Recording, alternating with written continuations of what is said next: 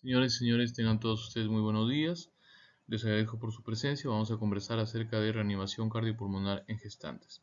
Este es un tema que está preparado para el personal no profesional en el ámbito de la salud, sino para todas las personas que estamos relacionados de una u otra manera con mujeres embarazadas y que en algún momento nos podemos ver enfrentados a la situación de que alguna, ya sea por un accidente de tránsito, por una caída o por alguna otra situación, haga una parada cardiorrespiratoria y en la cual tenemos que tener un nivel mínimo de actuación, aunque sea comunicando de esto lo más brevemente posible a los sistemas asistenciales o en su defecto brindando algún tipo de apoyo dentro de lo que sea posible y de lo que uno pueda realizar de acuerdo a su nivel de preparación.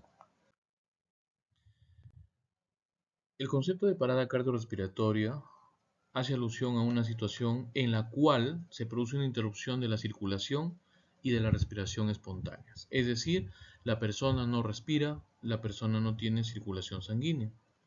Es por eso que se conoce como parada cardiorrespiratoria.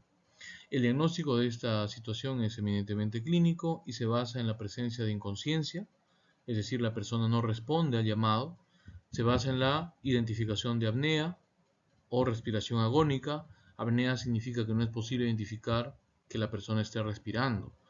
Y esto se logra acercando nuestro oído cuando la persona está en el suelo, en el piso, acercando nuestro oído a la boca del paciente para observar si verdaderamente emite un sonido que pueda considerarse como respiratorio. O en algunos casos no es necesario hacer esto porque vemos una persona que está con una respiración agónica. Y en tercer lugar, la ausencia de la circulación espontánea, que se identifica porque la persona no tiene pulso. En estos casos no evaluamos el pulso radial o los otros pulsos arteriales que normalmente se evalúan en el contexto clínico, sino que lo que se hace es tocar el cuello para identificar el pulso carotídeo. Si la persona está inconsciente, si no muestra evidencia de que esté respirando y adicionalmente no tiene pulsos, hablamos de que se encuentra en un estado de parada cardiorrespiratoria. Y en este caso lo que corresponde es pues actuar.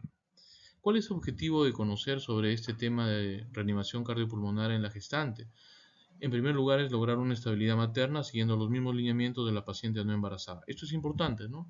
Algunas veces pensamos que el embarazo puede generar un cambio en las actividades básicas que se desarrollan de reanimación cardiopulmonar, pero ya lo estoy mencionando, esto no es así. Lo que sí es importante, como en toda emergencia, es gestionar adecuadamente las prioridades. Eso a veces nos falta y por lo tanto no se le brinda la atención oportuna a los que la necesitan de manera más precoz. Entonces se divide a los pacientes en grupos. En este caso, el grupo 1 incluye pacientes que desconocen su estado de gravidez, en quienes la historia clínica o la anamnesis son poco fiables para descartar el estado de embarazo y que las conductas iniciales de manejo diagnóstico podrían ser dañinas para el embrión. Por tanto, debe ser obligatorio realizar una prueba de embarazo a toda mujer que llegue al servicio de trauma en edad reproductiva. El grupo 2 lo constituyen las mujeres embarazadas en las primeras etapas de la gestación, generalmente con menos de 24 semanas, en las que en caso de que exista traumatismo u otros no existe existe una alta probabilidad de que se produzca una pérdida del producto gestacional, pero que también se debe tomar en cuenta. El grupo 3 son pacientes con más de 24 semanas, donde se considera que existe viabilidad fetal. Y el grupo 4 son pacientes con más de 20 semanas en estado perimortem, esto es especialmente importante, o en paro, en quien se debe realizar extracción del producto de manera rápida y para lo cual se recurre a lo que se conoce con nombre de cesárea perimortem. Cuando una paciente está con una parada cardiorrespiratoria que se identifica, se define luego de una evaluación y se sabe que tiene una gestación de más de 20 semanas, se tiene que recurrir a retirar el feto. Y esto se hace mediante un proceso que se llama cesárea perimortem.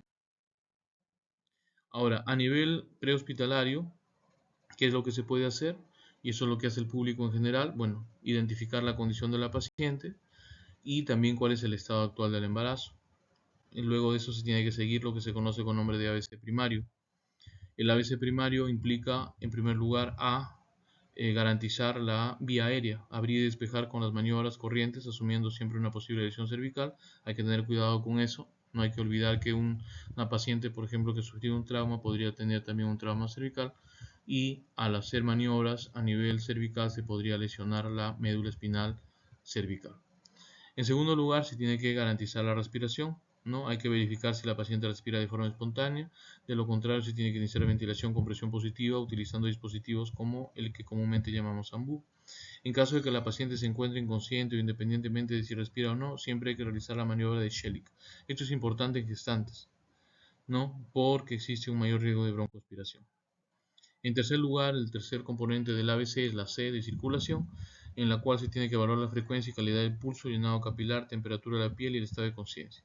Si no presenta pulso carotídeo, se debe iniciar masaje cardíaco de 5 compresiones por minuto en el punto medio del esternón, inclinar la tabla 15 grados o lateralizar manualmente el útero hacia la izquierda con fin de mejorar la precarga, si este es mayor de 20 semanas. Las ventilaciones deben alternarse con las compresiones en una relación de 2:30. Recordemos que esta relación de compresiones es la misma que se utiliza en la población general, y se debe recordar también que esta relación de 2:30 hace notar lo importante que son las compresiones versus las respiraciones. En el momento actual, a diferencia de cómo se hacía antes, lo que se prioriza son las compresiones, puesto que las compresiones van a garantizar la circulación de la sangre, y la circulación de la sangre va a asegurar transporte de nutrientes y de oxígeno, aunque la respiración no siempre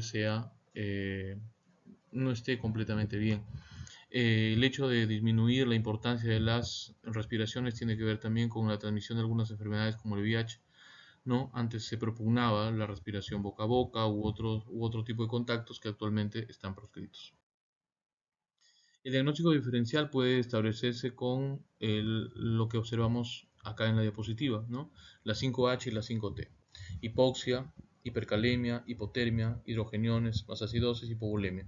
Es todo lo que observamos ahí, y las razones que lo motivan, como se puede ver en el lado derecho, constituyen el diagnóstico diferencial de una parada cardiorrespiratoria asociada a un problema cardíaco o asociada a un problema respiratorio per se. Lo mismo en la parte inferior cuando dice 5T, taponamiento cardíaco, trombosis pulmonar, trombosis coronaria, tabletas, tensión neumotórax, hace alusión a patologías que también pueden producirse y que pueden generar confusión, ¿no?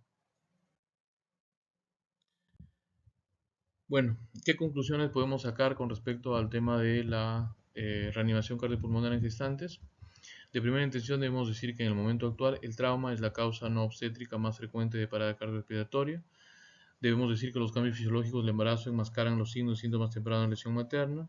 El distrés fetal es el signo más temprano de compromiso hemodinámico materno. Esto es importante. Muchas veces no existen cambios en la madre notorios, pero el feto empieza a dar manifestaciones cuando hacemos los monitoreos, ya sea los test estresantes o los no estresantes. La cesárea perimortem hace parte del protocolo. Recordemos que en una paciente de más de 20 semanas, en la que se identifica parada cardiorrespiratoria y en la cual las maniobras de reanimación cardiopulmonar no han dado buen resultado después de 4 minutos, se procede con la extracción del feto mediante una histerotomía que se conoce como cesárea perimortem. La reanimación en la embarazada sigue los mismos lineamientos de la paciente no embarazada, lo que sí, recordemos, se agrega la maniobra de Shellick y la lateralización del útero hacia la izquierda. Como regla general, una altura uterina mayor de 26 centímetros ubicada en el punto medio entre el ombligo y el apéndice foides justifica realizar una cesárea perimortem, ¿no? Tiene mayor de 20 semanas, eso es lo que significa esa posición del útero, y se establece que el tiempo para realizar esta cesárea perimortem es de entre 4 y 5 minutos. De manera final, mencionar que los exámenes paraclínicos o de imagen en la paciente inestable o en paro no cambian la conducta y por el contrario demoran el procedimiento. Por otro lado, dadas las condiciones éticas, las decisiones deben ser multidisciplinarias. Deben participar el anestesiólogo, el ginecólogo obstetra, el pediatra, el traumatólogo, el emergenciólogo, para tomar las mejores decisiones tanto para la madre como para el producto gestacional. Enfrente tenemos las referencias biográficas que se han tomado en cuenta para el desarrollo de esta exposición, y les agradezco mucho por su atención. Espero que nos encontremos pronto para tratar otros temas. Gracias.